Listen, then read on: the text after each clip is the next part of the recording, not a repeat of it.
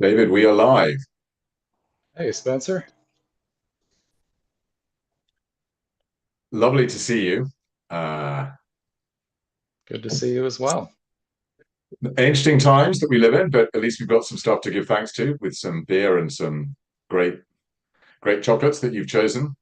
So, for those of Interesting you, is a generous adjective, but we'll go with interesting. well, yeah. So, for those of you who don't know, I'm Spencer from Coco Runners, and I'm here today joined by the amazing David Nilsen, who runs one of my favorite podcasts, Bean to Barstool, but is, I think, an extraordinarily rare and fantastic guy to have here to chat to because he is that rarity who's an expert not just in craft chocolate, but also in craft beer. And there's a phenomenal overlap between the two. And the aim of today is to talk a little bit about David's history, but also talk a little bit about the similarities and the opportunities that I think are presented by craft beer for craft chocolate. And also, David is an expert on pairing. So I intend to learn a lot from him about pairing. So, David, over to you. Tell us a little bit about yourself and how you got into this amazing position of being an expert, not just on craft chocolate, but also on beer. Yeah, for sure. Well, first of all, thank you so much for having me, Spencer. I'm looking forward to hanging out for a little bit today. As you mentioned, they are interesting times, so doing events like this is a nice distraction for a little while. We can talk about beer and chocolate, and the world is a happy place for a little while. Yeah, so my background, I started out originally in craft beer, started freelance writing and speaking about beer close to a decade ago. Worked on that pretty much exclusively for a couple years, and then actually got into craft chocolate through beer. I was tasked with leading a beer and chocolate pairing and very naively assumed that that couldn't possibly be too complicated. Reached out to somebody who knew more about craft chocolate, a local craft chocolate seller, and she quickly dispossessed me of that idea. And I began my craft chocolate education and very quickly fell down the rabbit hole with that, discovered a lot of similarities between these two fields and a lot of ways that they both pulled at the same threads of curiosity for me. And I started following these as parallel paths from there on. In 2020, I started the Bean to Barstool podcast and website to look at the intersections between craft beer and craft chocolate, pairing, use of similar ingredients, collaborations between the two. And then just earlier this year, I published the Pairing Beer and Chocolate book, which is the only published guide to pairing beer and chocolate out there in the world, which, in addition to being available on beantobarstool.com, is also available on Coco Runners. Thank you for that, Spencer. To So know, yeah, to know. I spend my time writing and speaking and interviewing and all sorts of different things around craft beer and craft chocolate. But originally, how did you get into craft beer? I mean, what was the connection there? Is there something you have always sort of, is there a family connection? Is there a, No, yeah, not a family connection. I actually grew up very conservative, religious, which I've since left, but there was no alcohol in my upbringing at all. When I started drinking in my early 20s, craft beer was kind of just what my friends were into. My very first experience with craft beer, my sister and I were on a family vacation with our parents in the Upper Peninsula of Michigan, which is this beautiful area of the northern U.S. On one of the Great Lakes. And the town that we stopped in before we went to the campground where we were going to stay had a single gas station. And we went into this gas station. We were going to get something that we could drink at the campsite, and we knew nothing about beer at all. But there were a couple of six packs of local craft beer. One of them had a connection to a historical shipwreck in the area. We liked the branding on it. We're like, sure, we'll get that and see what it is. Took it back to the campsite. Ended up loving that beer, and then just very slowly, kind of that snowball roll of curiosity where you learn one thing and you want to learn one more thing, and it just keeps going from there. So over the next 10 years, 12 years, I just kind of progressively got more interested, learned more things. Around 2012 or 2013, I got to the point where I realized that I either needed to really dive in on a systematic understanding of the taxonomy of beer because it is so complicated, the number of styles and national traditions, or stop this sort of incremental accumulation of knowledge because it was not going to get me to a place of really understanding what was going on. So I decided to dive in and kind of self-educate, read some books and talked to some people. And then around 2015, I was starting to get a little anxious around my current employment. I was not enjoying where I was, and had a few jobs in a row where I was starting to understand things about myself and why I did and did not enjoy different types of work. And decided that I could give freelance writing a try. I'd always been doing writing for myself, just creative writing and different little projects and things. Um, and that coincided with, really kind of catching the bug on craft beer. And so put some effort over the next year or so into establishing some paths out of my previous job and getting some certifications on the beer side, and then stepped out to start doing that professionally. Was in the fortunate position to have a lot of freedom as a freelancer early on.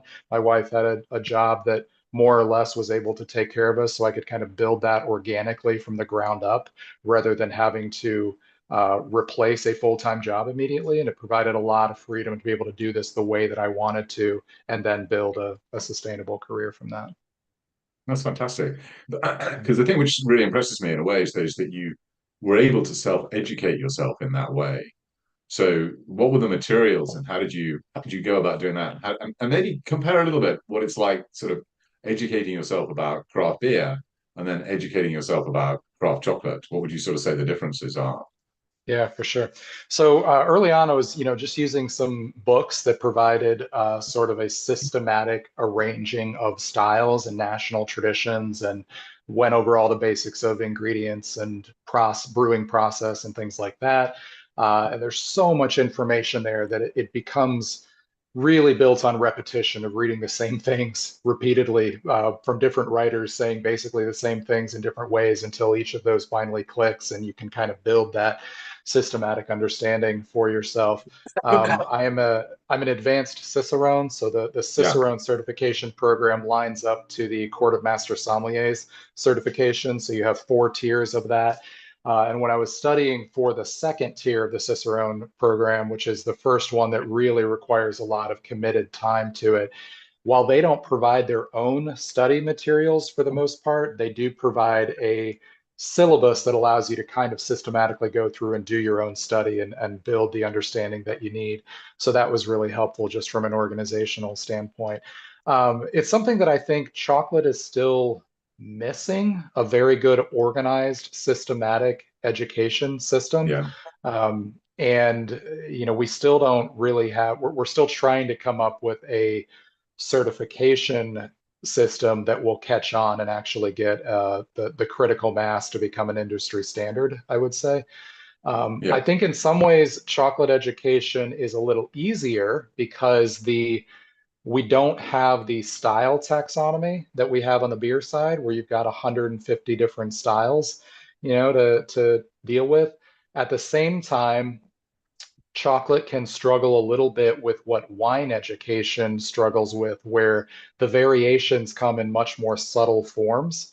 And being able to understand those subtleties, there's not necessarily a cleanly organized way to be able to explain all that. And it has to come largely from a lot of time and a lot of experience, just being able to pick up nuances of differences between things. And so, in some ways, it's simpler, but I think in some ways, there's kind of a longer runway to actually be able to achieve an understanding.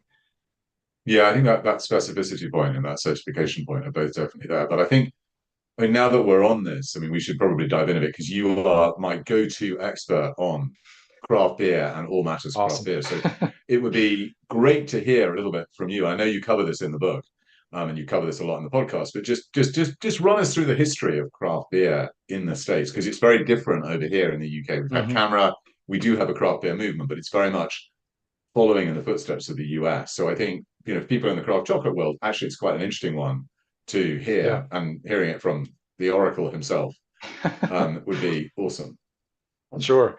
Yeah. So looking at the history of brewing in the US, starting 200 years ago, you had a lot of influence from immigrant brewers. Originally, that was English brewers. And then during the mid 19th century, that was uh, German and Bohemian brewers who were kind of fleeing some political turmoil in their homelands. And you got this really robust brewing world in the United States throughout the 19th century. You had a variety of styles. Beer was a part of social life.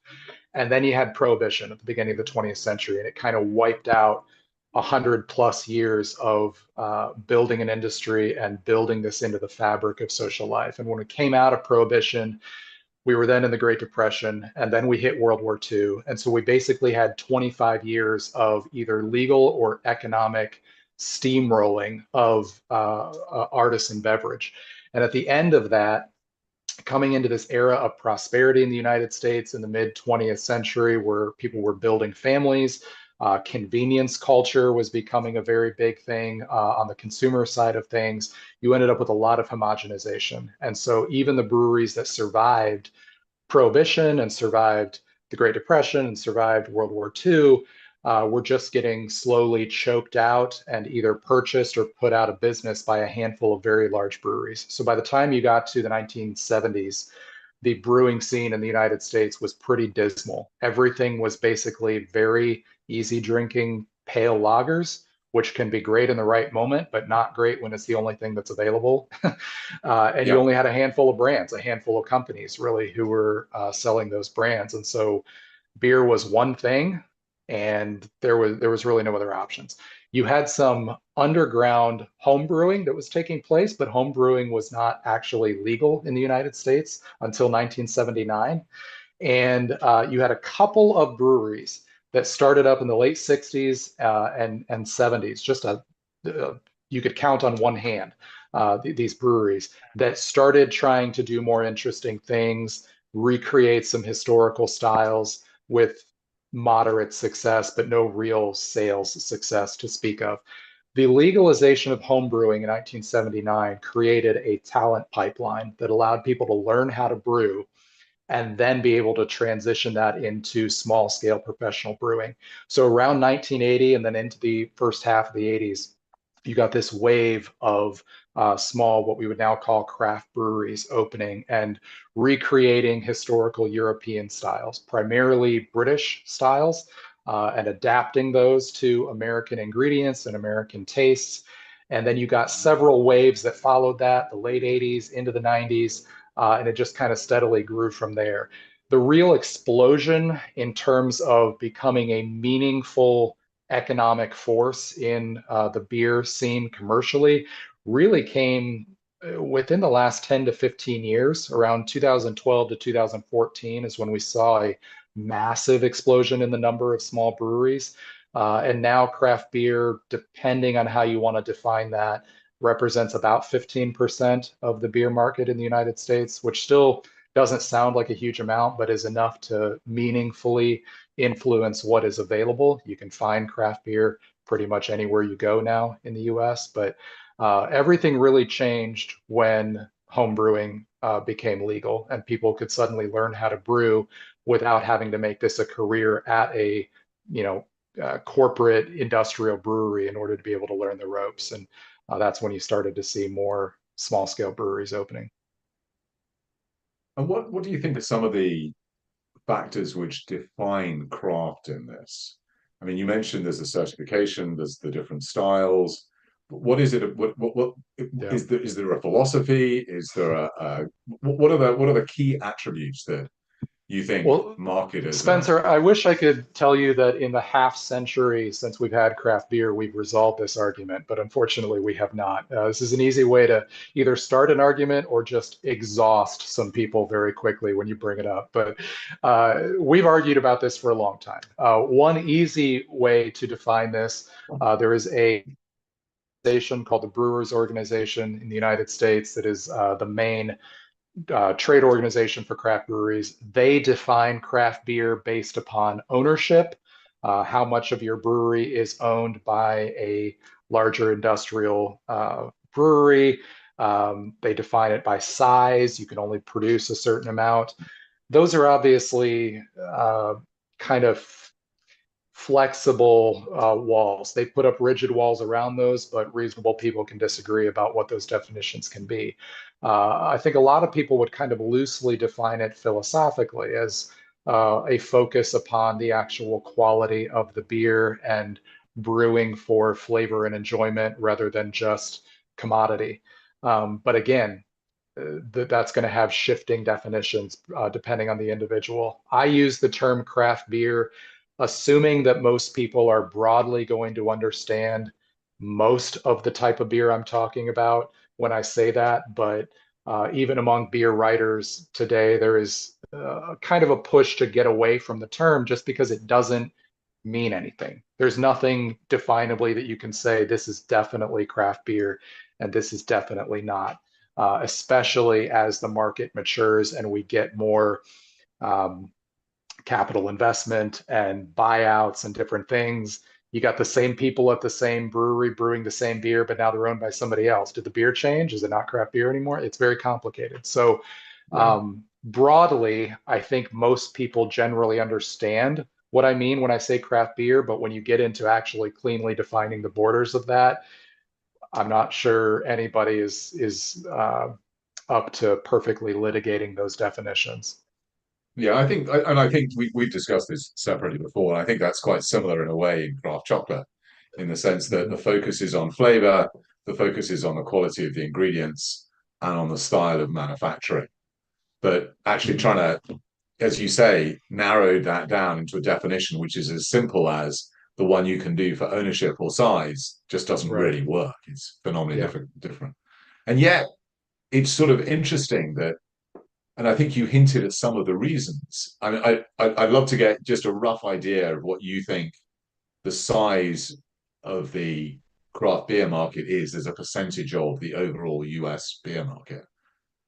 Yeah, I mean, like I said, it's about 15% in terms of, I'd have to look back. I don't remember if that's production or sales because those numbers would be different since Yeah, the cost of craft beer is higher. I believe it's production, I believe, but yeah. I don't think quote it me is on because that. I think it is that because I've seen a slightly higher Yeah. number for when it comes to Yeah, sales I think value. I've it's seen like a 20, higher number. around 20. I do want to Yeah, say I think it's around 20 for sales and 15 for production. I think culturally, it's got more saturation than that. 15 doesn't sound like a huge number, but if you compare that to something like music, the vast percentage of music is pop music that can be sent to the largest number of people, but there's a massive influence from that relatively smaller percentage of artists that yeah, are trying to innovate. So I think culturally, the influence of craft beer is pretty pervasive here now. You still have plenty of people who either don't drink it or don't care. But you can go into pretty casual restaurants and get craft beer options. And almost every town has a craft brewery or a bar that is serving good options. And I would say that the influence is bigger than that number represents, but the number itself is still relatively small. yeah. I think that is those are really from us in the craft chocolate world. Those are really sort of fascinating and in some ways encouraging, but slightly sort of puzzling numbers because I don't Mhm. know what the number is you would put for craft chocolate sales. But Smaller. yeah, I mean, Smaller I than think that. if it's even a percentage, I think it would be doing pretty well. Yeah, I, Um, I would. Yeah, that is definitely low single digits, I would say, yeah, I without think it's having the probably numbers in front of me. Yeah, I think it's probably the lower. Even, I don't even think it gets to a single digit. I, Whereas I would agree. Yeah, craft beer, specialty coffee are up there in the you know high teens, low twenties. And I yeah. guess one of the interesting questions is why do you think that is? I mean, you've hinted at one thing, and I think it would be great to go more into it because you are an advanced. I always pronounce this word wrong, Ciceronian, um, Cicerone. Yeah, Cicerone, which I'd love to know the origin of that term and a little bit more about that because I do think that yeah, education. I mean, the wine industry's done it. The second biggest expenditure of tourist dollars, both local and international, in California is people basically going to wineries to learn about wine. Mhm. So, Yeah. there is a huge wine education movement too, and there's definitely that inside beer. But tell us a bit about Cicerone. Yeah.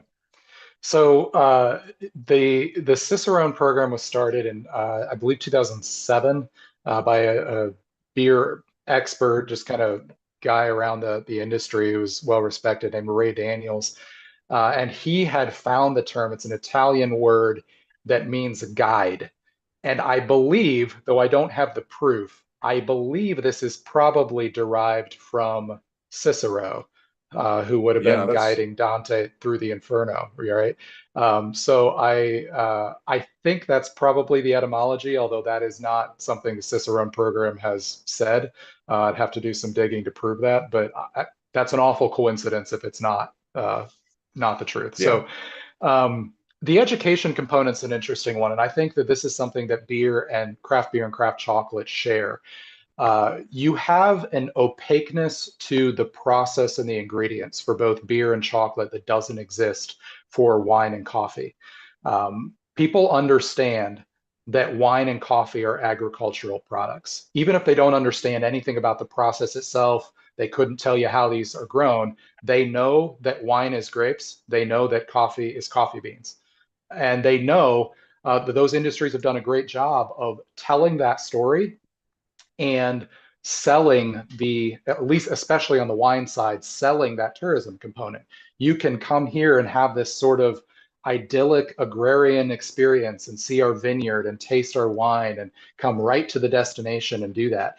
That is impossible on the beer side because the ingredients come from different places and have to be transformed before you can make beer. And you've got this synthesis of different ingredients coming together. So even though it's an agricultural product, there's this opaqueness around that process where people don't know what those ingredients are or how they come together or how what they do in the process. And I think chocolate is the same way. For a long time, people have assumed chocolate is just this thing that shows up on store shelves and they don't recognize the agricultural component. They don't know what that ingredient is. They don't have any connection to that process. And so with wine and coffee, people can have that in mind and they can understand that component. And beer and chocolate, there is this extra step of study and curiosity that has to take place, this education component, before you can even get to that same baseline that people are starting at with wine and coffee. Even if they don't understand anything about the process, they understand those basics. They don't understand those basics on beer and chocolate. And so there's this barrier that has to be passed to even get people to the starting line of where do you learn more about these ingredients? Where do you care more about these processes? So I think that's a big barrier that both beer and chocolate face, and it's a major component of why there is a both more difficulty, I think, in taking these two products seriously as artisan products, but also a barrier of getting people to invest deeper in understanding them. yeah. That's very insightful. I think that's very interesting. But I think you're definitely right. And I hadn't really thought about it in those terms. Although, as a further question to you, in a way, coffee, though, is quite similar to chocolate in the sense that, it's grown in a different place to where it's crafted. And Yeah, but yet, people hold the beans in their hand. If they're making coffee at right, home, even if it's in a transformed, a different right, form, they are seeing grounds or seeing beans. They know it came from this thing. They might not care anything beyond that, yeah, but they know this bean came from somewhere, period. That's the starting point. yeah, that's And very I think interesting, actually. chocolate or coffee has done even even though it does not have the saturation that the craft coffee movement would love, they have done a good job of selling the idea of origin, even if it's a Yeah, trick and people don't actually care the difference between a Tanzanian coffee and a Guatemalan coffee. They're seeing those terms when they walk into even a Starbucks before you even get into maybe what we would consider better roasted craft coffee, they're going into a coffee shop that is on the street corner of every major city in the world practically, and they are seeing place names. They are seeing Sumatra. They are seeing Costa yeah. Rica. They're seeing these names. They might not care anything beyond that, but it is doing a good job of just at least helping people at that starting line know that this is something that was grown somewhere. Yeah, and I think that is a very good point. I think one other thing I would sort of say is hats off to America in wineries because I think that the American wine education, I mean, we sort of knock it a lot, but actually, you try getting into a vineyard in Europe and it's a problem. Hmm. And it's interesting that the UK is now trying to sort of grow wine, and there's some great wineries, but they haven't learned from this American experience as the building the community and building the education. So I think that's definitely it. I mean, and I think also wine's got things like the WSET. It's got great programs for, and I think coffee's got that too. So I think that it's interesting that you can get that with coffee in a really interesting way. I mean, you can really educate into coffee in a different way, I think, Yeah. than we've sort of than we have yet there. So I think that that's definitely one angle to it as well. Um, um, and yeah, I think that's definitely one of the big angles to it. I mean, I guess the other one, there are a few others which we could sort of debate a bit about, which is, I mean, I guess one of the interesting questions we always ask makers is, what time of day do you think people eat your craft chocolate? And most of them, after scratching their heads a bit, will sort of say, well, in the evening, which is very different to what it is with mass market confectionery.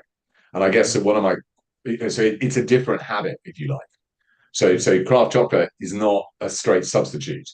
Do you think that Hmm. people have craft beer instead of mass produced fizz, for want of a better word? Do you think they are in the same occasion, the same habit? Sure. I think this has been an interesting shift in the beer world, and it's the new challenge that craft beer is going to have to face. So I think for a while, I think there was a difference. I think craft beer was selling itself so hard on flavor and the uniqueness of the flavors of these beers. And um, oh, this particular beer, we used this ingredient. You got it. It's crazy. Nobody else is doing this. Try it and see what you think.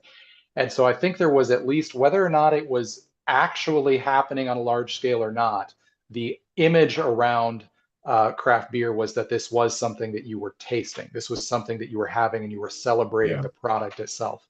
And I think on some scale that was true. We were having things like beer festivals, bottle shares where people getting together and bringing rare beers and everybody's getting samples of those and talking about them.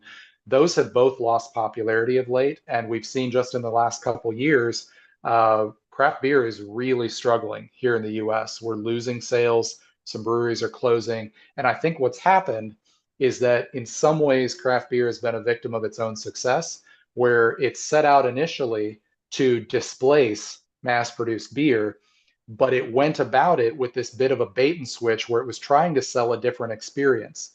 It was trying to say this is about taste and flavor. It's not just replacing the mass produced beers that you were having with your friends before. Now we've come around to where it has been successful enough that it has actually displaced mass produced beer, at least for a certain percentage of the market. The problem with that is that the bloom is off the rose a little bit on this just being a thing that you can pursue for itself, for flavor itself, and it has replaced just the same drinking occasions.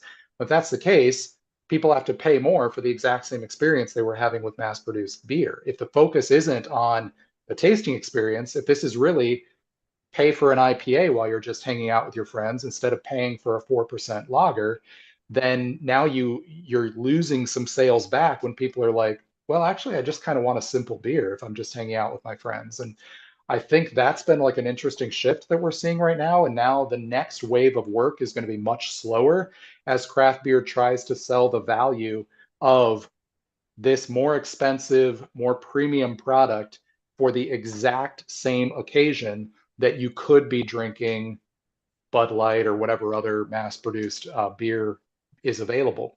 On the chocolate side, I'd be interested to see, and I don't know that any kind of organized study has been done on this, but I'd be interested to see if that's actually true about those differences in occasions, because I think a lot of people, at least in my experience, who are still drinking what or still uh, tasting what we would call, cheaper chocolate and non-craft chocolate, chocolate that isn't sourced traceably, et cetera, whatever uh, guardrails we want to put around that. I think they're still treating that as a treat. I think they are treating themselves to having, even if it's something that we wouldn't consider special, Dove or Lindt or Godiva or whatever, No, no. they're still pulling that out and treating themselves to that. They're still giving it on anniversaries. They're still using it as a sign of specialness. And I'd be curious to see if that, because I think that's actually one of the barriers, is that we aren't necessarily introducing people to a whole new way of enjoying chocolate. They've been enjoying chocolate as a treat for themselves since they were children. We're having to convince them that you should pay 5 times as much because this is X, Y, Z, whatever reasons we're giving there. It's better, it's more ethical, it's whatever. And I think that's a significant challenge because if our argument is just the chocolate you're enjoying isn't good chocolate, that's a losing argument. It's really, Yeah. really hard to convince people they don't like something they know they like. I They've mean, I been mean, I treating think, themselves. yeah, I Go think ahead. you're absolutely right. I mean, I think one of the other differences is that, what's the, in inverted commas, the addictive stuff in beer is, in either case, whether it's craft or it's mainstream, it's alcohol. The difference is with chocolates, with craft chocolate, sugar is used as a flavor enhancer, whereas in mass produced chocolate, that is the delight, Yeah, if you like. That is the addictive object. I mean, it's also sure. used because it's cheap and it's, a good bulking agent and it's a good stabilizer, it's a good preservative. But I do think that that's a big difference, is that they are, the addictive thing in caffeine, whether it's specialty coffee or whether it's mainstream coffee, is still caffeine. So I think I think you're right. I mean, I think with chocolate, sort of when you talk to mass produced chocolates, I mean, one, the sort of the comparison is a bit unfair because most chocolate is actually not consumed in the form of chocolate bars. Most chocolate is consumed as Sure. Yeah. cakes or as ice creams or as other ingredients. So I think in a way, chocolate sort of, in fact, probably arguably the most successful of all the craft chocolate companies, although I don't think anyone would see them as being craft chocolate anymore, is Valrhona, who went Mm. for the cooking market. And I think some of the craft chocolate makers are now realizing that that ingredients market is interesting. But I think coming back to your point about how do people have mass produced chocolates, I think that they have it as either a treat or as a pick me up. Mm. And the history to the chocolate bar is a strange one. I mean, the bar emerged because it was very convenient to put it in vending machines. And that's how chocolate was sold in the 1910s, 1920s, 1930s. And it was consumed at breakfast. It was consumed as a lunch because you could very portable. And it was a treat. And then it sort of became a treat too. But I think it's a pick me up and a treat. But you are right that just trying to sell it as because it's better without explaining that is tricky. I'd like to go back to this point that you made though about people focused on the flavor of craft beer, because to me that is the fascinating thing. I Hmm. mean, the fascinating thing about all craft, whether they be beer, chocolate, cheese, wine, is that what really differentiates them is flavor as Hmm. opposed to taste. So I'm using the terms very deliberately. Most foods are around sugar, salt, fat, the bliss point, and a bit of Right. sensory specific satiety, but those are very much up and down, whereas flavor is much more complex. And it is Yeah. strange that in the craft chocolate world, it's true of most foods that the science of flavor is remarkably poorly understood and researched and Hmm. taught. And I think in a way, beer actually did a much better job. But even there, I'm not sure that they completely, cracked Well, it all. I think one of the, I mean, flavor still drives me, of course, and it still Yeah, drives you. And I think probably the people watching this would say that as well. And I think it's hard to forget how unbelievably small a percentage of the market we are because we're invested in this. And it's really hard to accept that people who like the same products, who are drinking craft beer or eating craft chocolate, at least occasionally, are never going to be that invested.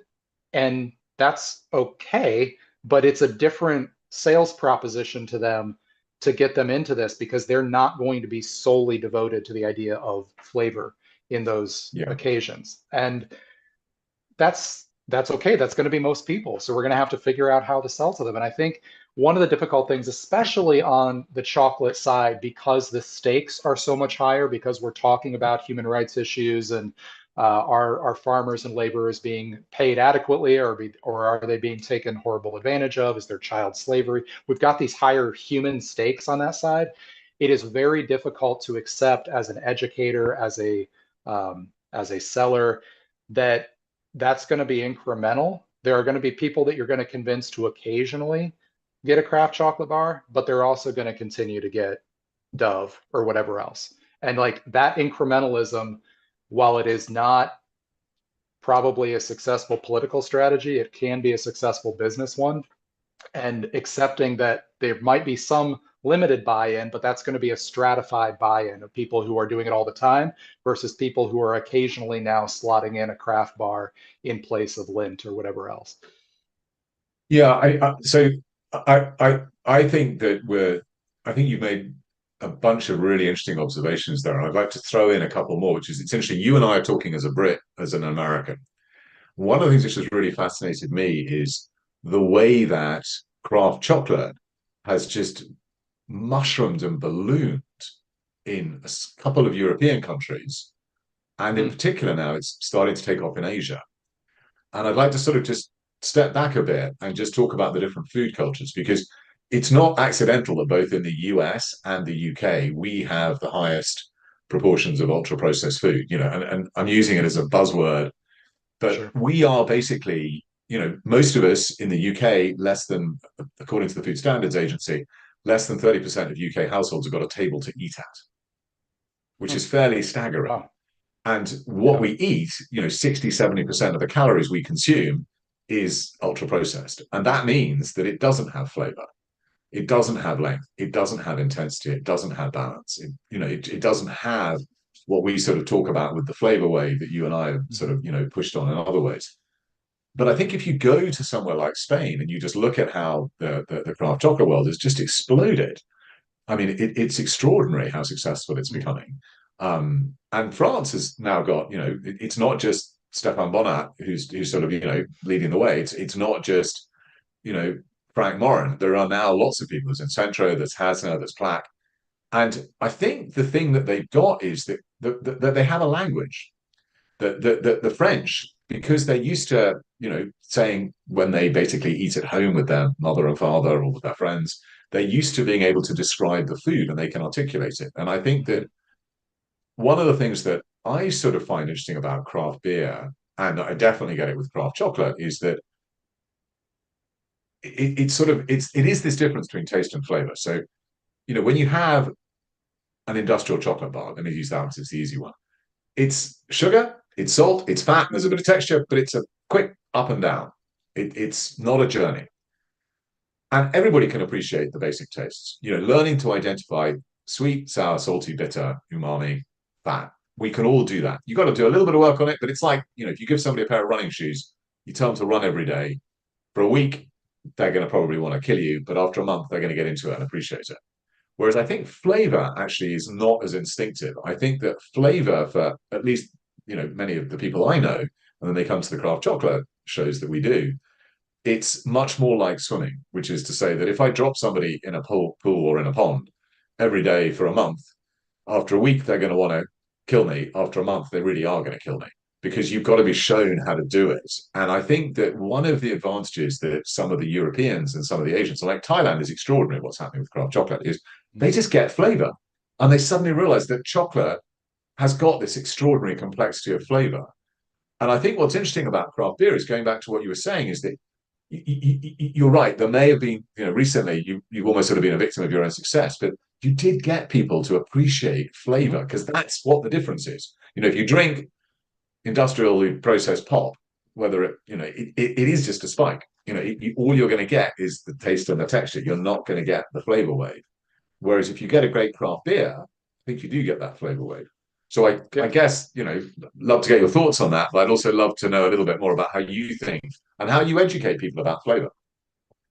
Yeah. I mean, I think you mentioned, first of all, I think that's insightful about the differences in those food cultures. I don't think I thought about it in those terms, but um, I think you alluded to the idea that flavor is poorly understood, and flavor science is poorly understood. I think in some cases, we're a victim of our own evolution. The efficiencies that our brains have built in to make our survival easier, if survival were still something we had to be doing in the Mm, wild, have hamstrung us a bit on being able to slow down and appreciate flavor because our brain has simplified that entire process to make us believe it is one single sense instead of we have to do the work to separate those back out and recognize the difference between aroma, taste, and the synthesis of flavor between those. And then building in, the influence of appearance and the influence of mouthfeel and even the influence of sound and different things like that. Our brain doesn't want to do that. Our brain wants us to give us the simplest piece of information possible about this is edible or this is not, this is nutritious or this is not, even if it's not very good at doing that now because we hacked the system industrially. But uh, to slow down and actually appreciate flavor requires reverse engineering our own evolutionary progress on the sensory side, and that is a difficult thing to do. It's like, I mean, you just gave the illustration of running or swimming. I mean, it is painful exercise. You have to go against what your body initially wants you to do, and yeah, that that's a very good requires the point. attention. But it's rewarding. I mean, it's It like is. most things. It's like, I mean, it is the sort of, I sort of give there's a sort of analogy, which is that it's like sort of playing a video game, which is just constantly just trying to get you to get to the next level and play more of it, which Yeah. is when you play a great board game, you're sad when it's over, but it was a great Yeah. experience. Yeah, I mean, I think it is rewarding, but all areas of popular culture have taught us that what is ultimately more rewarding is not necessarily what's going to be more successful because it's harder. This is the reason Yeah. that superhero movies are dominating the movie industry now, and everything is franchise, because it's easy to go and sit down and just be entertained for 2.5 hours rather than having to think about story and learn these new complex characters and all that. Even if that's going to ultimately be more rewarding, life is hard. Life is hard for a lot of people. People either don't necessarily want to put in that work, or maybe they have not been taught to put in that work. Maybe they have not been, maybe their curiosity was never unlocked with, the situations they were in in childhood or young adulthood. And so it's easier to just take the equivalent of sugar in whatever these different situations are because it's an immediate, quick reward. Yeah. So even though this other stuff is absolutely more rewarding, it's not obviously more rewarding. It's not quickly more rewarding. It is something that requires work and investment. And that's something that a lot of people are going to need handheld along the way to get to. Yes. And I think also you need to appeal to other motives to get people there. And I think that Reid Hoffman, sort of the great sort of internet entrepreneur, has this sort of great quote that basically, if you want to have a consumer internet play which works, it has to appeal to one of the deadly sins. And sort of we've been sort of going on about gluttony, and gluttony is the basic tastes, sugar, salt, fat, Mhm. sensory specific satiety will do it to you all the time. And on the other hand, you can counter it a bit if you basically, I think craft beer has been incredibly successful, and specialty coffee too. That there's a lot of status, a lot of pride. Yeah, You know, I think that's, and and I think part of it is that. Part of it is you have to tap into you have to make people part of a thing. You get to yeah, be part of this club, or what I think is more sustainable and more inclusive is leaning into storytelling, figuring out how to make people invested in the story of what this is, rather than just purely that sensory experience. Then the sensory experience is making you part of that storytelling process. Now that's a lot of hard work, um, and I think we can probably both speak from experience with the yeah. frustration of the success rate of that. But I think ultimately that's how I engage with it. I think most deeply, and I think it's most rewarding when I see people, in return invest in that. I think that's definitely right. I think the storytelling and the community is a sort of necessary condition as well, but I don't know if it's the only one. I think one of the things which we forget is that craft beer is generally a social experience. Hmm. It's Hmm. it's much more shared. It's much easier. Yeah. In the UK, if you go to a pub, it says a lot about you what beer you choose. You are no. It's like which football team you support, which beer do you choose. It says a lot about Yeah. you. Now, most people, when they consume chocolate, it's a solitary purchase, Right. you know, and it's not. I think that. So I think getting the occasion and making it a bit more social, and actually, that's where you get the virtuous circle going. Because how do you make it social? You've got to tell the stories about it, and some of those stories about being able to articulate flavor, so you have a language about it, and you can explain what it is which gives rise to the flavor, which beer's done brilliantly. I don't think chocolate's there yet. And I think the other bit to it, though, is that it's the story behind the makers. It's the story behind the. Hmm. In the case of chocolate, it's actually easier in some ways because we can give the story behind the farmers too, and the wine industry does that a lot though too. So, I mean, I think you are absolutely sort of spot on with the storytelling angle to it there. But I think it's also that it has to be social. I mean, Yeah. and it And I, and one of the advantages of both specialty coffee and craft beer has been they're out of house, yeah. whereas most chocolate is consumed in house.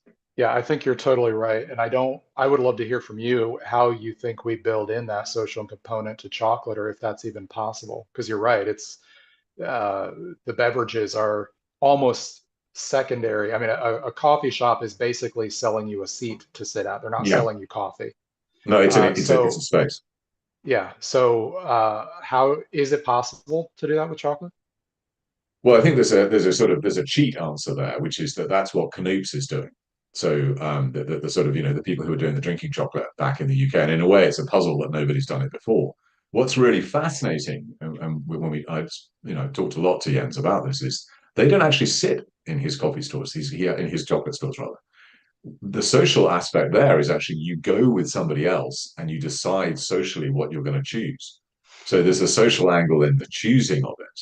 So I think that there's something inside there which is sort of getting couples to come together and choose together. I mean, I think part of the social experience is if you go back again to the learning, the educational experiences, when you go to a wine tour in Napa or anywhere in the States, you get families there. You get husband and wives. It's a great place to take a date. If you take a date to a restaurant, you've got to talk to them the whole time. That's quite frightening for lots of people. If you take a date to a movie, you can't talk to them at all. So actually, what's a great opportunity is take them to a wine place where anyhow they're going to, become a little bit happier with the wine or the beer, and you can also talk to them. But there's also other stuff to talk about. So I think Yeah. there's something in the education which we're missing. I mean, it is amazing to me that we don't have more educational experiences. And I think it's something which we need to do more of. Yeah. And I think one thing, and this is a difficult thing because there's no real way around it. I don't think we can neglect how big of a price discrepancy there is between craft chocolate and non-craft, which is not, even though there's a price Yeah. discrepancy between craft beer and mass-produced beer, it is nowhere near as dramatic. It is nowhere near as dramatic with coffee. And when you're looking at chocolate, it is a huge leap to get somebody to go from $2 for a chocolate bar to $12 for a chocolate bar. Yeah. No, it's slightly less in Europe, but I think you are right. But I think that's part of the out of house experience because actually coffee does have it in a strange way, and beer does have it too to an extent, which is that you can buy beer in a UK supermarket for absolutely nothing. And actually, that's now the threat to pubs. The pub is whether it's selling craft beer or whether it's selling, Mm, industrially processed beer. It's the same thing. Um, but you are definitely right. The price issues there. I mean, one of the interesting things is going to be not for mass market confectionery, not for your Mars bars, not for your Snickers bars, but certainly for your Lindt bars. One of the interesting things about the price of cocoa going up is that's going to be a challenge for them. You know, mm, they're only they're going to be. It's difficult to see how they can keep it at $2 or $3. If the price of cocoa stays at $10,000 a ton, and it may go up even further, without some very very clever technology, which is going to be making man-made chocolate, I don't think we're going to see the same price differences that we've got. But it does also come back to the fact that I think it's the format which confuses. So people will pay a lot for chocolate, but it's filled chocolates. mm. It's the Yeah, format. yeah, It's that you're right. you're right. You've got a price expectation. But I mean, if you basically sold people a box of chocolates, they're willing to Mm, pay a lot more. So that's again, I think it interesting. is this issue around the bar. So one of the things that Mm, we try and get, and I'll put these in the show notes afterwards, is we've now got a bunch of makers who are making. In the UK, we have a product which is called After Eights, which is basically a box full of little mints in mm, wrapped in chocolate, or Bendix have got them there. And this is like a box of Neapolitans, but that doesn't have a price expectation to it. So you can easily charge 10 to 20 quid for it. mm. And you can actually use two or three chocolates inside it. So you can actually teach people the difference in flavors. So you're actually sort of killing two birds with one stone. And as a third one, it's much more likely that somebody will take that to a dinner party and it will get served than a couple of bars of craft chocolate. So I think the Sure. format is a little bit of a challenge. Yeah. Yeah, that's a good point. Yeah, I think you're right. That's But anyway, so challenging. listen, as ever, I've learned a ton. But the thing I really, really want to learn from you is a little bit about how do we do pairings, because Yeah, this for is something sure. which I mean, so I had to say, I mean, and also a hat tip to one of the great, I mean, actually, he's a great example of this, Andrea, who we both know, who sort of runs the British Hmm. Yeah. flavoring society. I mean, you did a fantastic talk with him, which they were all absolutely blown away by, and you did do these amazing pairings with some Belgian beers and some chocolates, and you are the go-to expert on basically how to pair different bars with different chocolates. And you talked about this before, and I'd love to, you pick four very different bars. Most of the time, we have most of those bars in the UK, so we can get those. Although the beers are a little bit trickier for us, but David, Yeah. over to you. So run through some of your Yeah, your sort of sure. classic smart pairings. Well, Well, what I'll do at the outset here, as you mentioned, I picked a couple pairings in anticipation of this event. I'm going to walk through those very quickly and just give like basic explanations of how they work, with the idea that anybody watching, if you happen to have these beers or similar beers to them and these bars, all of which, when I picked these like a month or so ago, were available on your site. I don't know if they are today or not, but have at least been available from Cocoa Runners. I'm going to walk through these. And then we'll talk about some basic things to keep in mind if you want to try to do your own pairing at home. So the first pairing I picked today is with a hazy pale ale. I believe the example I gave for the UK audience was Deo Rolling Man. It's a hazy pale ale, should be pretty easy to pick up there. Pale ales and IPAs are primarily a showcase for the character of hops. Hops are a small flower that grows on a climbing vine that are the primary seasoning agent in beer, and they can provide two main characteristics to beer. One is bitterness from some organic acids in the hops. The other is a wide range of flavors and aromas from the essential oils in those hops that contain all sorts of different aromatic compounds. There are hundreds of different varieties of hops, and depending on which varieties a brewer uses and how they're used in the brewing process, you can get more or less of that bitterness, more or less flavor and aroma, and a wide range of flavor and aroma. Pale ales and IPAs are really a showcase for the character of those hops, primarily the flavors and aromas that you can get from them, which can be a wide range of fruity flavors and aromas, botanical, floral, herbal, pine-like, all sorts of different flavors and aromas, depending on which ones are selected and how they're used. And this is not a group of beers that typically most people think of pairing with chocolate. People generally default to porters and stouts because those contain roasted malts that have some very easy complementary flavors to chocolate. They get roasted very similar to how cacao beans get roasted. So you get some of those similar heat derived flavors. So chocolate and coffee and burnt caramel and things like that. So it's a very natural pairing. People don't generally think of pale ales and IPAs as working as well with chocolate, but with the right bars, they can be really beautiful. So I picked out two bars just as an example to pair with a hazy pale ale. One of those is Razavallji white chocolate with matcha tea. I apologize to any Hungarians who are hearing my pronunciation of that name, but this is a white chocolate bar made with matcha tea and spiced white chocolate. And I'm using spiced broadly to refer to conventional spices, botanicals, herbs, tea, just kind of any of those types of seasoning agents. Spiced white chocolates can work beautifully with hazy pale ales or lower bitterness hazy IPAs. Those beers have these bright citrus fruit or stone fruit, tropical fruit flavors. And the like milky creaminess of these white chocolate bars combined with that, along with the spice components, you basically get the equivalent of like a spiced botanical fruit smoothie when you bring these together. The matcha tea here complements those soft fruit characteristics from the hops really, really well. I compare this sort of to being like a sangria with like a sprig of thyme on it, just a really beautiful pairing between those two.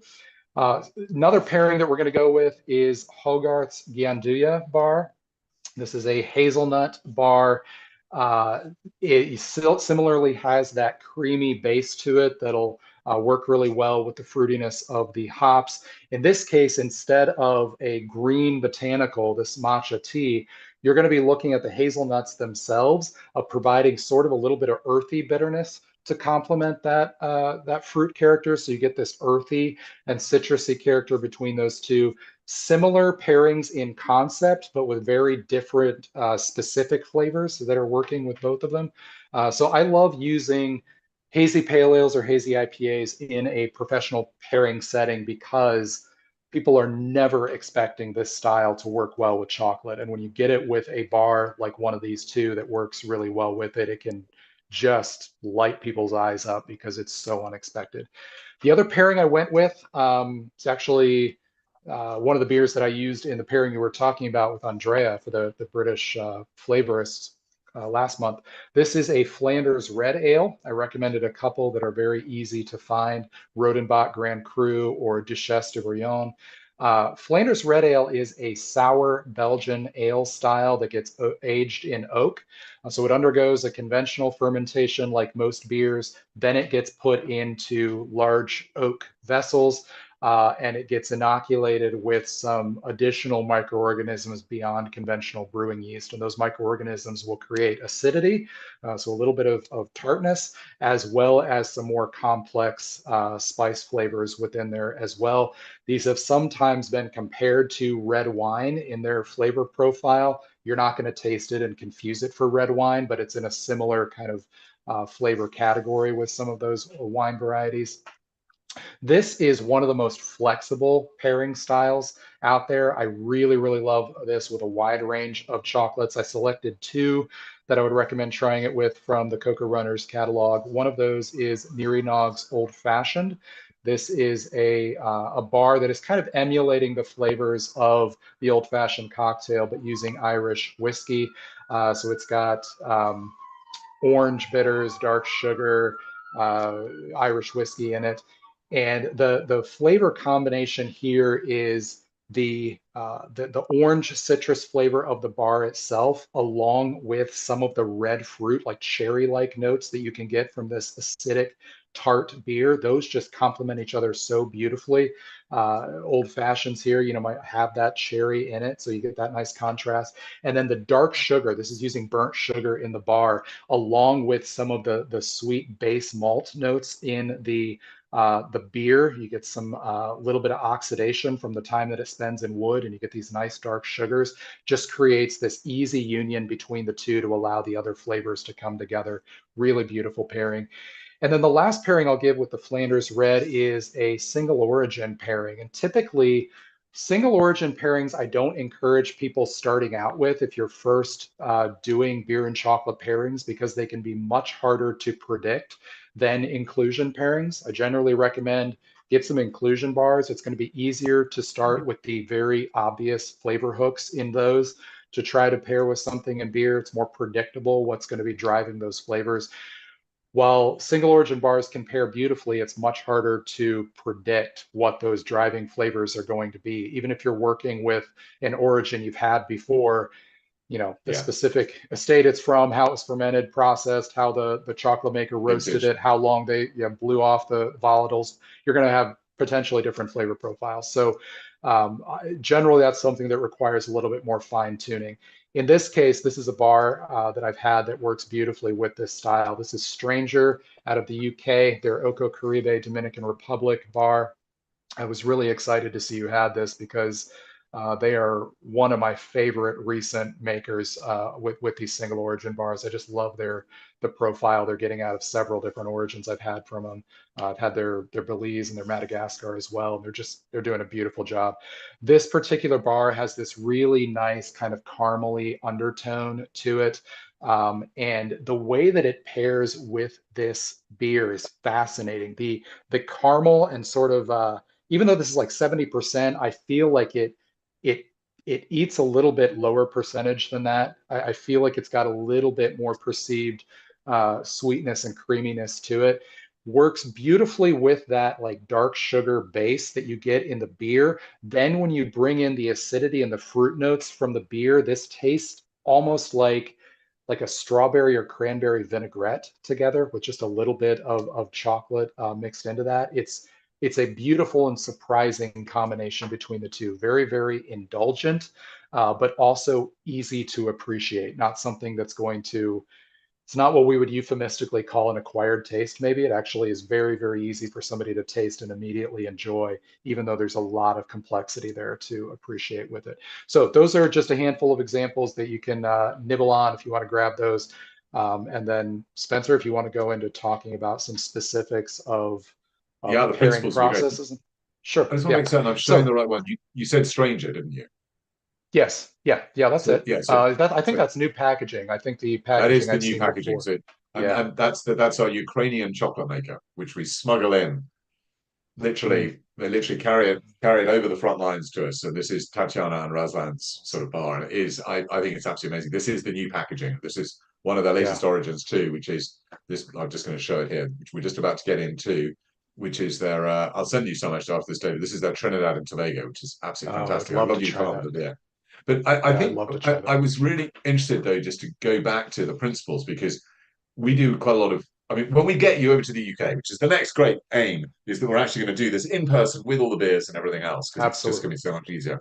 We do quite a lot of wine and chocolate pairings, and one of the things we find with wine and chocolate pairings is there's a sort of broad set of assumptions, right? Red wine relatively easy to pair, Hmm. white wine phenomenally hard.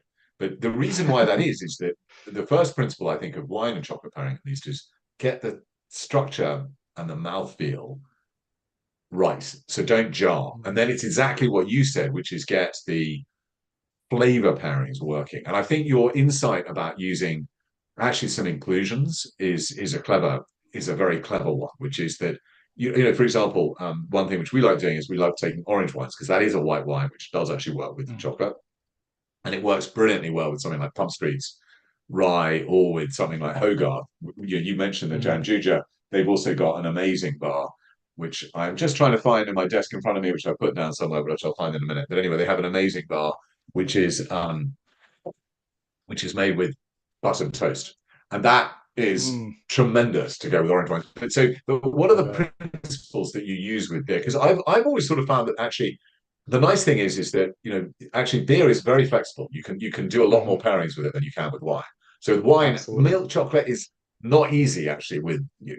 Maybe with a Rioja you can use a dark milk, but I mean it's just not easy because they clash a Yeah. lot more. So tell me a little bit about what principles you use for. Well, yeah, on that note, I mean, one thing that I love about beer, and I love this for its own sake, but also specifically for pairing, is that you have such an unbelievably wide flavor range within beer. Yeah, You that's could have very two true. different beer styles that have nothing in common with each other from a flavor standpoint. Whereas in wine, while each individual wine can have a tremendous amount of complexity, you're always dealing with some degree of acidity within those. And like that basic flavor range, I think is a little bit more narrow when you're looking at those pairings. So on the beer side, one of the things I say in the book, and I've said a number of places, there is a beer for every chocolate. There is not necessarily a chocolate for every beer. There are some individual beer styles that I think are tremendously difficult, but because of the Mm. variety within beer, you don't really have to worry about them. There's always going to be another style that you can work with. So when you talk about structure in the pairing and mouthfeel, one of the things that I think is most foundational to be able to dial in on beer and chocolate is at the basic taste level, specifically bitterness, because beer has a bittering agent in it. As I mentioned earlier, hops have organic acids, and depending on how they're used, in the brewing process, those organic acids can produce a lot or a little bit of bitterness in the beer. That bitterness can pull out some of the harshness in cacao in ways that you aren't necessarily aware are going to be there until you actually taste them together and realize how harsh those can be together. So I always recommend if you're just starting out with, you want to get some bars and some beers and just play around with them with some friends and see what you think. Generally, looking at beers that have a little bit more residual sweetness to them, maybe are a little bit sweeter than the bar that you're pairing with, is going to give you a little bit more of a safety net and a cushion against that bitterness getting too harsh. And staying away from styles that have a lot of aggressive bitterness to them. So American style IPAs, German style Pilsners, American barley wines, beers that just have like an aggressive bitterness for its own sake are generally going to be very difficult sells on the pairing side with chocolate. So getting that basic taste arranged to where you've got a little bit of a soft cushion around those flavors, and then you can work with, do these individual flavors complement each other, is a good place to start from. And then you can kind of fine tune from there if you want to experiment more. So I always recommend people start with beers that have a little bit more residual sweetness to them. Probably the single most flexible style is English style barley wine. So if you look at some of your English barley wines or English old ales, contrary to the name, barley wine is a beer. It just gets called wine because of its strength. They're usually up around 10, 12% alcohol. But you look at something like J.W. Lee's Harvest Ale, um, anything that has old in the title is generally either going to be an old ale or a barley wine. So you've got a few of those over there.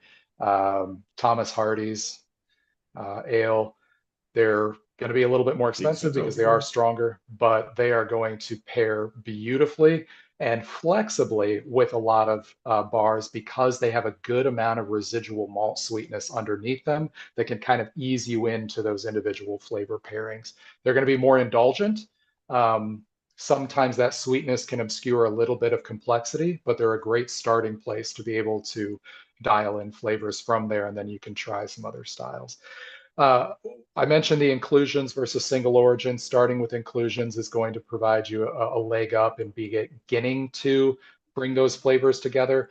One thing that I think is really nice on the beer side, because of the small sample sizes you're going to be using of just, a bite of chocolate and a sip of beer, you don't have to worry quite as much about the concern of intensity being terribly different. If you're pairing a beer with a meal, if one side of that is aggressively more intense in terms of the overall flavor amplitude and basic taste amplitude, it's going to bowl over the other side of the pairing, and you're not going to be able to appreciate the combination of flavors.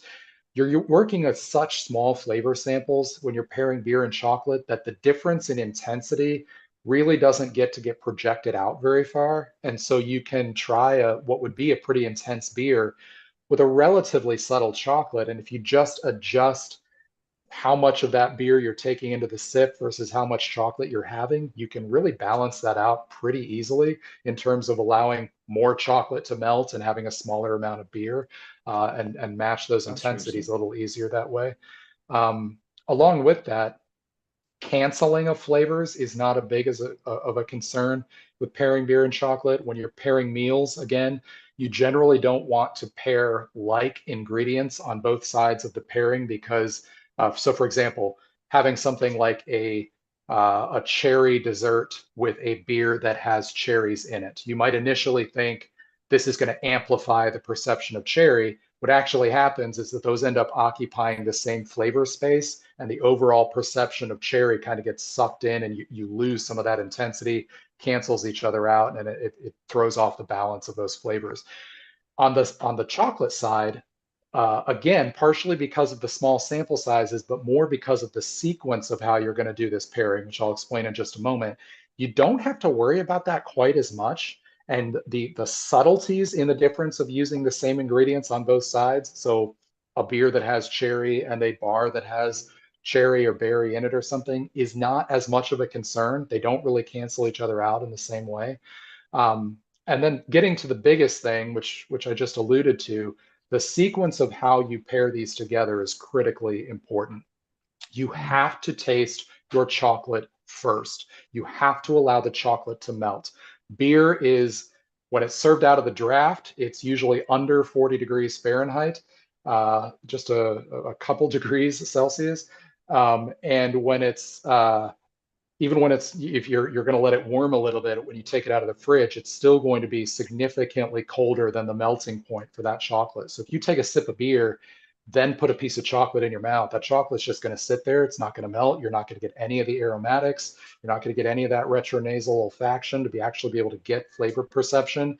And you just had a sip of beer with a piece of chocolate in it. You didn't taste anything of the chocolate. You got to let that chocolate melt on your tongue, really cover the surfaces of your mouth, get that retronasal olfaction to where you're getting that flavor perception, then take a sip of the beer with it. Then you'll get that combination of flavors. And it's almost more of a sequential pairing than it is just let's toss both of these things in our mouth and see what happens. So doing it that way is going to allow that chocolate to fully express before you bring in this colder liquid that would otherwise lock it up. That's very interesting. That's a really interesting insight because when we do, it's very interesting because most of the other pairings we do, we actually say, don't worry too much about the order, but there's a reason for that, which is that because we're mainly pairing red wine, it's at room Mhm. temperature. And again, Right, with coffee and with tea, we're also pairing drinks which are hot. And you're right, right. because basically, the secret to the flavor wave is that the initial flavors are all released by heat. And so if your mouth is cold, it doesn't work. And interestingly, when we do the orange wine, we actually serve it at room temperature for that reason, because Sure. otherwise it does jam and jar. I mean, I think I'd like to go back to one thing though, which sounds a bit nerdy, but actually I think it's for all of you who are enthusiasts about beer and chocolate pairings. I do think that beer is just amazing, and I think that you gave a hint to it when you talked about the thing to look out for is bitterness, because that's your problem. Whereas actually, when you're pairing most other products with chocolate, whether it be wines or whether it be coffees and everything, actually the real problem is the astringency. It's the Hmm. tannins which cause all the problems. Now, Yeah. correct me if I'm wrong, because I'm definitely not a beer expert, but there isn't nearly as much tannin in beer Not in most unless, cases. generally not unless it's a flaw. You can get astringency, but it's going to come from typically a mistake during the brewing process. So Right. depending on how, the first stage of the brewing process, the mash, when you're mixing your grains with your hot water to get saccharification of those starches, depending on how some of those grains are extracted, you can, and your water chemistry, you can extract tannins from the husks of those grains. Also, if you are aggressively hopping your beer, you can extract some astringency from the hops potentially. So those can happen, but they are not intended and they're not pervasive. The only other way that you can sometimes get a little bit of astringency is from oak aged beers. If they're aged on very Yeah. young oak or they're aged for a very long time in oak, you can get some oak tannins that will create a little bit of that. But it's still going to be lower in the balance than you're getting from like a full bodied red wine that's going to have a good amount of that. So this is an So unfair and very typically, nerdy question. no, But no, if no. you I mean, don't, so typically you're so right. It's you're not going to get as much there. so one of the things that fascinates me is that one of the theories as to why you get this delightful wave with chocolate and the flavors, all the 400, 500 different aromas, all revealing different flavors at different times, is partly because cocoa butter sticks in your saliva and it releases those volatiles at Mm, different times. But it's also similar to the way that coffee or red wine or an oaked white wine or teas, the tannins give them some of the structure, the backbone, if you like, which releases flavor. So what is it which gives beer? Because beer definitely has an amazing length of flavor. mm, How is, I mean, what's the yeah. technical underpinnings Yeah, of I mean, that? there's a few different things there. I would say if you wanted to do a direct comparison to those tannins, I think it is that bitterness because when we talk about bitterness in beer, when I'm first explaining that to maybe a group of newcomers in a tasting, bitterness is a word that you instantly have a reaction to. And usually Mm. it's a negative reaction. It doesn't sound good. Bitterness, though, doesn't always mean in the beer side, it doesn't always mean noticeable above threshold bitterness in the sense of I taste this and immediately identify it as bitter. even a beer that you taste that has no perceived bitterness to it, if the bittering agents in those hops were not present, it would taste syrupy sweet. It would taste, the flavor balance would be off. Bitterness is playing a role there to keep those other basic tastes in check, even if it is not something that is standing up above the wall and you can actually notice it on its own. So that bitterness is allowing everything else to kind of express itself naturally rather than that sweetness, running away with things. It is providing that structure that you're talking about. I picture it, and I often picture flavors visually. I know not everybody does that, but I often picture it as like a wall, and those other flavors are kind of lining up against that wall, kind of keeping everything in check rather than just them allowing them to just kind of flatten out and fall away from that. Additionally, though, as the beer warms in your mouth, different volatiles are going to release. And this is something that would be true of any food or beverage. As it warms, you're going to have different volatiles that release that you're able to perceive retronasally. And this is something we're still studying, and I'm not going to be able to give a very detailed answer on this, but there are also enzymatic processes, from your saliva Yeah. interacting with some of those compounds as The well. bonded So volatiles. Yeah, the yeah, bonded volatiles. absolutely. Yeah. Yeah, but I think actually that you hinted at something there, which is that one of the great things about doing a pairing is that it makes you slow down. The Hmm. disaster with lots of foods at the moment is, and with lots of confectionery, is that they just want you just to, scoff. And actually, just as you shouldn't glug your wine or, scarf your beer rather, sorry. The great thing about doing a beer tasting is that you should just slow it down because you're right. If you keep it in your mouth, that's the thing which is going to release all the And volatiles. And this the great is thing that chocolate's got.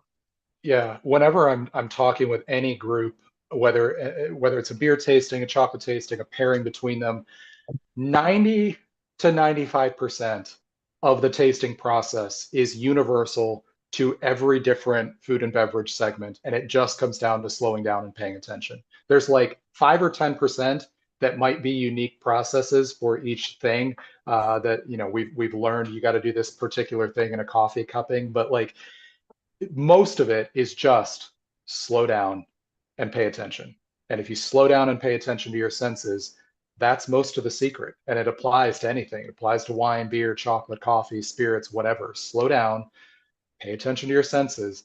And if you're doing that, then as you do that over time, you'll gain vocabulary and you'll learn to pay attention to different things. But like that's most of it. It's not some special trick. Just slow down and pay attention. And if you do that, that's going to, on its own, change so much of your perception of whatever it is you're tasting.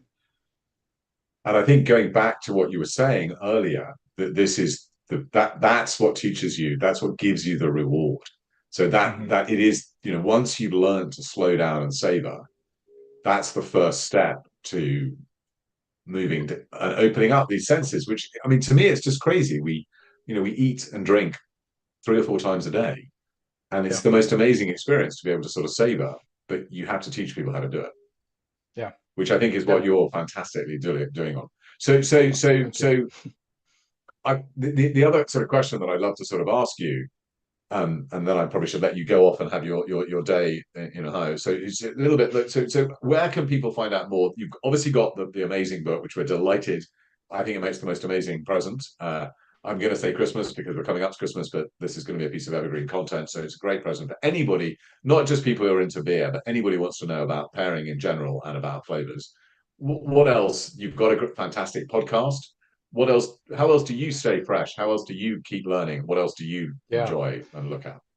Well, honestly, I mean, you just said that about not just for folks who are into beer or into chocolate. One of the things that I want to encourage people to do at all times is to follow your curiosity, to be willing to be curious, even if it's about something that you don't have an initial investment in, even if you don't think you like beer, it doesn't cost you, well, it might cost you a little bit monetarily, but it doesn't cost you anything to just try a thing and engage it with curiosity, even if you don't end up enjoying it. And that's something that I have largely followed intentionally in my career, and personally, and I'm fortunate for those to be able to overlap a lot with what I do, but following curiosity, if there's something that sounds interesting, even if it's in an area that I maybe didn't realize I was interested in, do a little bit of reading about it, taste something, and find out if that's something that's going to be a new pursuit or just inform the things you're already into. So with beer, pairing beer and chocolate, even if you think you're not into beer or you think you're not into chocolate or whatever it is, try a pairing, see what you think. If nothing else, it's going to be an enjoyable experience doing it that one time and it's going to satisfy your curiosity. You might find it's something you want to engage in further. So for me, that's how I keep myself sharp is I'm always interested in trying new things. And I'm most of my, for example, most of what I drink is beer. But I've got a friend who runs a great wine bar, and I go there and I try interesting wines. Even though that's not what I do professionally, I find that expands my flavor understanding. It's interesting to learn about a thing that I don't know as much about. So I taste widely and follow your curiosity. You're not obligated to make this a whole new area of pursuit. It might be one, but even if it isn't, it's enjoyable to learn for its own sake. It's enjoyable to have those experiences. Outside of just the book, which again you can get on the Cocoa Runners website or on Bean to Barstool if you're here in the U.S. You can check out beantobarstool.com for the podcast and the blog. We are actually looking at trying to expand our coverage a little bit and get some other writers in to look at other areas of beverage alcohol in conjunction with craft chocolate. So we're going to be trying to get into that more in 2025. If you are into craft beer or want to learn some more things about it, you can check out my website, davidnilsenbeer.com.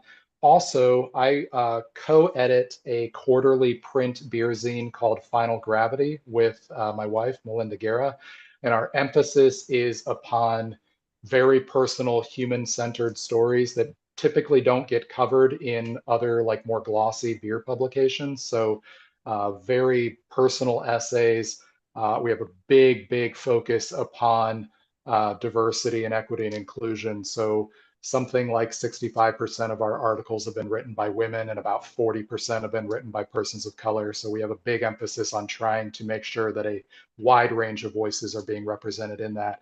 And we've had folks who have read it who are not maybe into beer in a big way, but they're engaging with the stories themselves because these are such interesting personal angles that just kind of happen to connect to beer. So if you're into that, definitely check that out. You can find that on the Bean to Barstool website as well.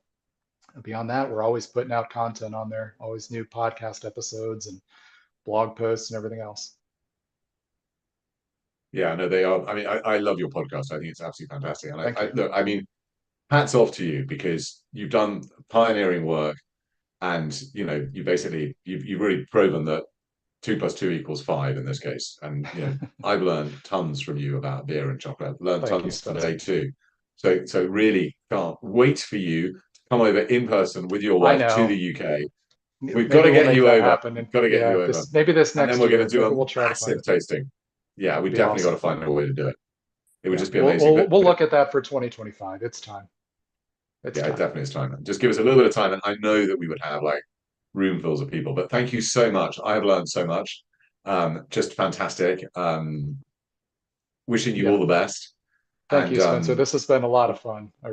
yeah, I've I've learned enjoyed the tons. conversation. Yeah, me as well. Always, always, always. I think our conversation spurred some new thoughts I got to follow along. We had some really interesting Yeah, we exchanges definitely there. do. We should definitely talk more about lots of those different areas. But I think there's an awful lot we can learn from craft beer, and there's an awful lot we can learn from your tastings. So Well, fantastic. thank you, Spencer. Appreciate everything you do.